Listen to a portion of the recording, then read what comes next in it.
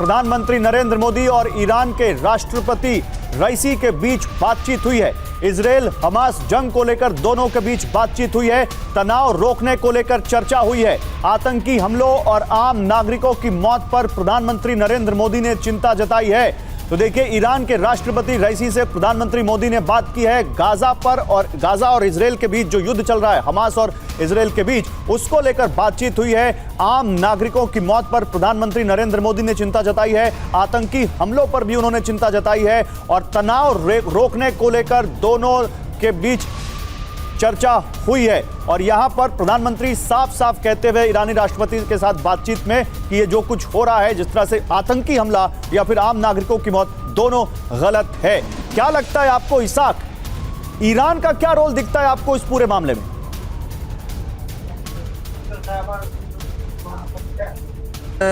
ये जो कहा जाता है कि नरेंद्र जी, मुझे मालूम है कि अपने जो राष्ट्रपति हैं, जो प्रधानमंत्री हैं, उनका हमारे लिए बहुत अच्छा ख्याल है, लेकिन ये उनका कहना है कि हम दोनों तरफ से गलत है, इस पर कुछ शंका है। इसलिए कि इजराइल ने जो रिटेलिएशन की है वो उनका अपना कहना नहीं था। अब ये जरूर है कि अपने जो प्रधानमंत्री है उनको इस बात की चिंता हो रही होगी कि अगर बहुत राष्ट्र इस झगड़े में पड़ेंगे तो कहीं ये झगड़ा बिगड़ ना जाए, और इसके लिए इस मामले को रफा दफा करना चाहते हैं। लेकिन एक बात जरूर है गौरव जी, कि जब तक इजराइल इन हमास के लोगों का खात्मा नहीं करेगा, इजराइल शांत नहीं रहेगा, क्योंकि ये हमास लोगों ने इतनी हत्या की है कि अगर ये किसी राष्ट्र और राष्ट्र पे की जाती तो उस राष्ट्र ने तो ऐसे गाजा पट्टी पर तो ऐसे बम डाले होते कि ये लोगों का भी खात्मा हो जाता। नहीं, लेकिन हम सवाल ये है इसाक, मैं आता हूं आपके पास लियोरा, सवाल ये है कि फिर उन बंधकों का क्या आप लोगों को उन बंधकों की चिंता नहीं है? जो 240 बंधक इस वक्त हमास के कब्जे में हैं, उनका क्या?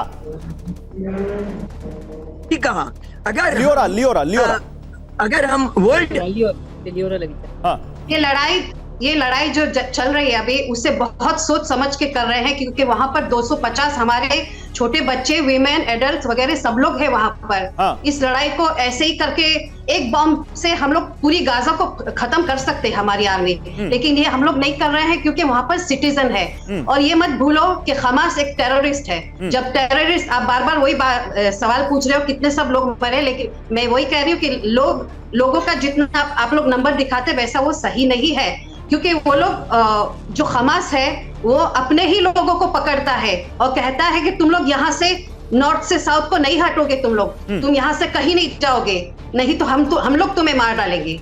ये ऐसा कर रहे हैं, मतलब हमास लोग। इसीलिए आप लोगों को जब दिखाया जाता है कि बच्चे मरे हैं, एडल्ट मरे हैं वहां पर, वो किसने मारा है? वो हम लोग ने नहीं, हमारी आर्मी ने तो कहा है उनको कि आप लोग हटो यहाँ से, नॉर्थ से साउथ को जाओ, लेकिन हमास वहां पर उनको जबरदस्ती पकड़ के रखता है ताकि उनका यूज करता है वो।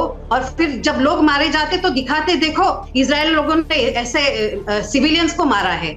और अभी ये जो जंग चल रही है बहुत सोच समझ के चल रही है, इसे धीरे धीरे करनी चाहिए, क्योंकि एक्चुअली जैसी जितनी बड़ी गाजा सिटी है उतना बड़ा अंडरग्राउंड है, वहां पर सुरंगें इतनी किलोमीटर्स तक जाती है जो इजिप्ट और शायद जॉर्डन तक भी जाती होगी, हमें नहीं मालूम।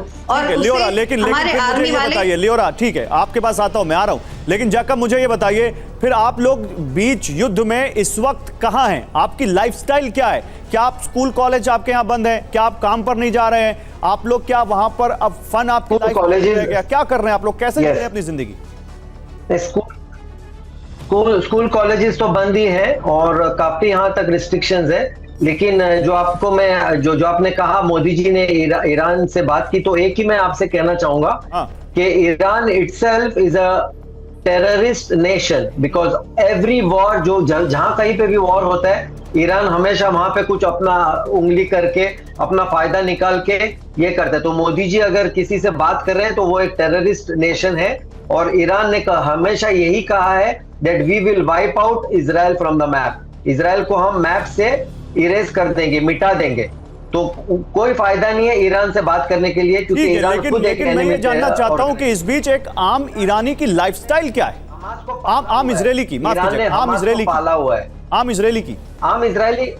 आम इजरायली तो बस अभी यही है कि हम लोग न्यूज देख रहे हैं हर बार, हाँ। और यही देख रहे हैं कि जितने ज्यादा से ज्यादा हमारे सोल्जर्स अंदर जाएंगे तो वहां पे हमें ज्यादा चांसेस मिलेंगे, हमारे जो बंधक बने हैं वहां पे उनको छुड़ाने के लिए हम पूरी कोशिश करेंगे। लेकिन ये भी है कि एक पिता था जिसकी लड़की को वहां पे अगवा किया हुआ था, तो किसी ने कहा गया कि हमारे ख्याल से शायद उसको मारा गया है, शायद वो मर्डर किया हुआ है। तो he was happy as well as sad. Happy यानी कि वो खुश भी हो गया कि चलो मुझे दुख तो है कि वो मर गई, लेकिन अच्छा है वो मर गई, वो अगर उनके हाथों में होती तो मुझे ज्यादा दुख होता। तो ये नहीं है कि एक तरफ से हम लोगों को दिल में दिमाग में है कि हमारे जितने भी लोगों को किडनैप किया हुआ है उनको छूटना बहुत बहुत डिफिकल्ट है। Okay. बट कहाँ पे एक दिल में एक है कि उनको छोड़ने के लिए बहुत बहुत इम्पॉसिबल लग रहा है, क्योंकि वो नहीं छोड़ेंगे।